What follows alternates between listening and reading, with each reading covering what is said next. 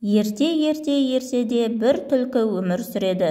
Түлкішек оқтауды тауып алады да ауылға барады. Тоқ деп түлкі есік қағады. Бұл кім? Бұл мен түлкішекпін. Қонып шығуыма рұқсат етіңізші. Біздің үй онсыз жатар. Мен ыңғайсыздық тудырмаймын. Орындыққа жата саламын. Құйрығымды орындықтың астына, оқтауымды пештің астына қоя саламын. Түнде түлкі оқтауын лақтырып жіберді де таңертең үй иесіне: менің оқтауым қайда? Оқтауымды қайтармасаңыз, маған тауығыңызды беріңіз, деді. Қожайын амалсыздықтан оқтаудың орнына тауығын береді.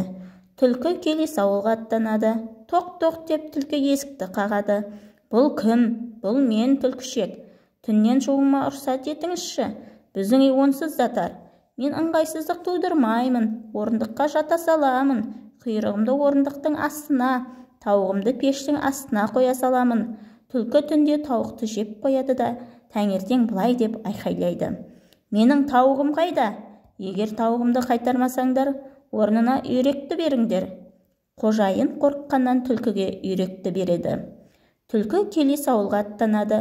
Тоқ, бұл кім? Бұл мен түлкішек. Түннен шығуыма рұқсат етіңізші. Үйіміз тар, орын жоқ. Мен ыңғайсыздық тудырмаймын. Орындыққа жата саламын. Құйрығымды орындықтың астына, үйрегімді пештің астына қоя саламын.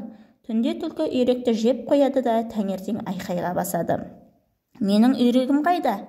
Егер үйрегімді қайтармасаңдар, орнына қаздарыңды бересіңдер. Қожайын амалсыздан қазын береді. Түлкі келесі ауылға аттанады. Тоқ, бұл кім? Бұл мен түлкішекпін. Қонуға рұқсат етіңізші. Біздің үйіміз тар. Мен ыңғайсыздық тудырмаймын. Орындыққа жата саламын. Құйрығымды орындықтың астына, қазды пештің астына қоя саламын. Түнде түлкі қазды жеп қояды да таңертең былай деп айқайлайды: менің қазым қайда? Қазымды бермесеңдер, орнына қыздарыңды беріңдер.